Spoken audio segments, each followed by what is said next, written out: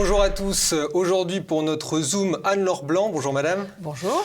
Alors nos téléspectateurs vous connaissent pour votre goût, votre passion même pour la littérature de jeunesse. Aujourd'hui nous vous recevons pour un sujet beaucoup plus vaste puisque vous venez nous parler de la bibliothèque littéraire du jeune européen. Alors à l'origine de ce livre il y a toute une équipe coordonnée par le philosophe Alain de Benoît et Guillaume Travers. Vous faites partie de ce groupe d'auteurs. Il y avait eu un premier recueil publié à l'été 2020, qui recensait 200 essais. Cette fois, il s'agit de 400 grands textes de fiction écrits par autant d'écrivains. Pourquoi ce chiffre de 400, justement ? Pourquoi ? Parce qu'il faut bien s'arrêter quelque part. Le papier, c'est lourd, le volume est déjà assez imposant, et je crois qu'on n'est pas tout à fait à l'unité près à 400, mais ça se regroupe. Il fallait s'arrêter quelque part. Alors en effet, c'est le double du livre sur les essais, parce que c'était très très difficile de choisir, et il a fallu choisir. On s'est arrêté là. Alors arrêtons-nous justement un instant sur ce titre, Bibliothèque littéraire du jeune européen. Qui est ce jeune européen aujourd'hui ? Dans quel monde vit-il ? Quel âge a-t-il ?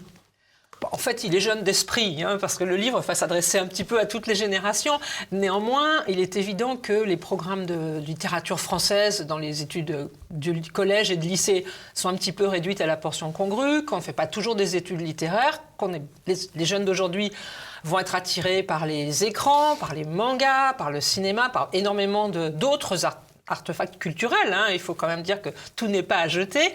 Mais nous, on avait envie de leur redonner le goût de lire et de lire de quoi lire, que lire, voilà. Et on a décidé quand même de leur faire un petit programme. Alors, c'est pas un programme scolaire, c'est une grande promenade dans la littérature européenne, en effet, depuis l'Antiquité jusqu'au XXe siècle, puisque nous avons choisi de ne présenter que des auteurs décédés, pas faire de jaloux sur les vivants. Voilà. D'accord. Donc d'où ce corpus et comment la sélection a été faite également ? Alors la sélection a été faite dans un premier temps par Alain de Benoît et Guillaume Travers qui ont sélectionné à peu près 300 œuvres de leur bibliothèque, considérées comme vraiment fondamentales pour la littérature européenne. Et puis, chacun des contributeurs a été invité à rajouter un petit peu sa touche. Soit, à partir du nom d'un auteur, à choisir une œuvre, soit à ajouter quelques œuvres dont il avait un petit peu le secret. Donc, c'est un petit peu, c'est une double promenade. Vous, par exemple, c'était...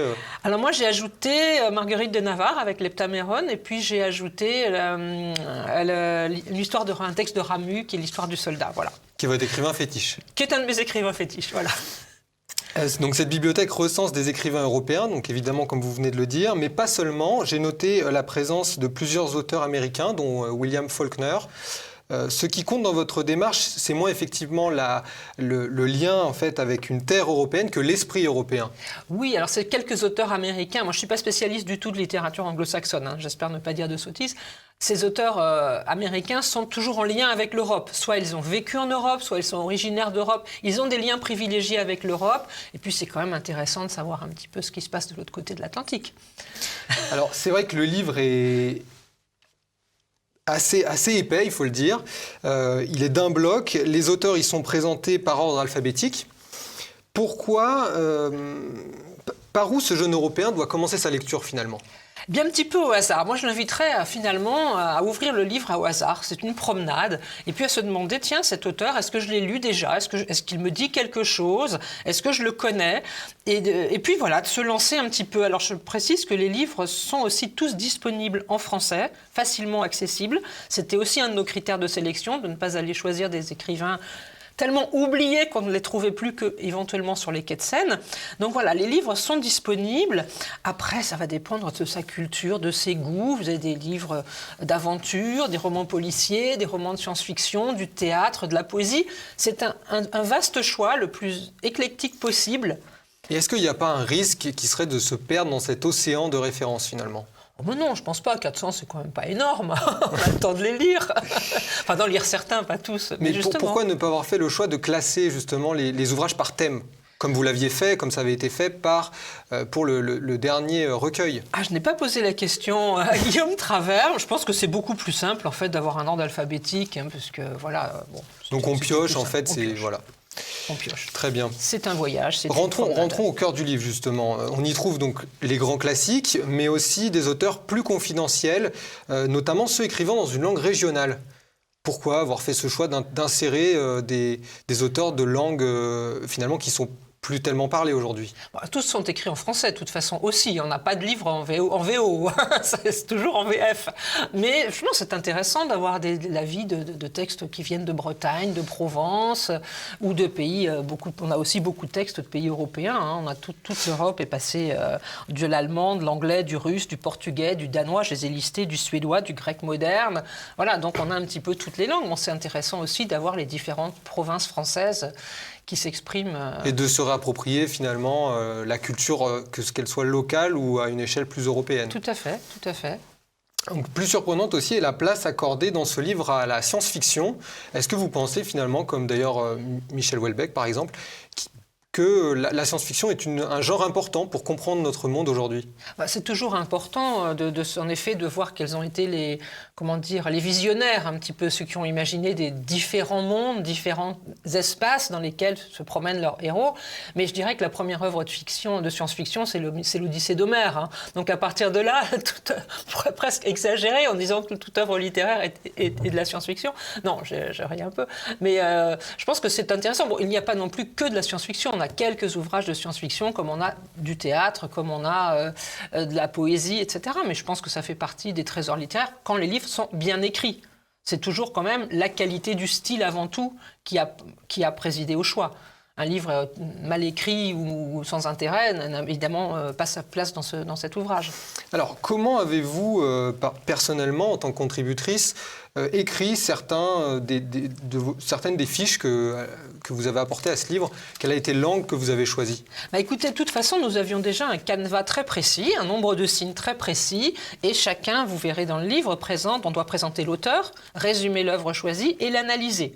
Donc déjà, on avait un cadre très précis. Moi, j'ai tout relu, donc, tout simplement. Donc l'auteur, une œuvre au sein de ce corpus. Voilà, donc un résumé de l'œuvre et une analyse de l'œuvre en question, en faisant évidemment des relations avec les autres œuvres, avec aussi tout ce qui se passe en même temps. S'il y a des œuvres musicales, des tableaux, d'autres œuvres artistiques à mettre en relation avec l'ouvrage, bien sûr, on le fait. Et puis, il faut tout relire. Les Tragiques d'Agrippa d'Aubigné, je peux vous dire que j'y ai passé un certain temps. Donc c'est une façon aussi finalement, une invitation à lire, mais aussi à s'approprier des lectures plus ardues. Bien sûr. Alors il y a de tout, des choses beaucoup plus faciles. Il y a aussi même des enfantinats, des livres de jeunesse, même Serge Dalin figure dans l'ouvrage. Et puis il y a des livres, des romans, il y a un petit peu de romans policiers, un petit peu de science-fiction, et puis des œuvres plus fondamentales et quelquefois un peu plus longues à découvrir. Vous parliez du roman. Dans ce recueil, le roman est surreprésenté, il faut le dire, ni en mal ni en bien, mais est-ce que finalement, il n'y a pas là le genre littéraire européen par excellence, d'une certaine manière? Je pense aussi au genre du roman psychologique, qui concerne plus peut-être la littérature russe. Je pense que oui, le roman, de toute façon, une production énorme de romans, surtout depuis le 19e siècle. Donc il y a en effet beaucoup d'œuvres aussi du 19e siècle. Je pense que c'est une vision de la société qui ne peut pas nous laisser indifférents. On est à ces personnages qui vivent et qui entraînent les lecteurs. Ce sont des mondes imaginaires qui sont quand même toujours à redécouvrir. Non, je pense que le roman, c'est plus facile de lire du roman que du théâtre ou de la poésie finalement. À lire. À l'issue de ce recueil, il n'y a pas vraiment de leçons sur aujourd'hui. Quelles sont les œuvres qui aujourd'hui mériteraient de figurer dans un futur recueil plus actuel finalement? Alors là, je laisse au lecteur le soin d'aller fouiller dans les librairies. Il y a une telle surproduction, on dit que les gens ne lisent plus peut-être, mais les gens écrivent toujours beaucoup.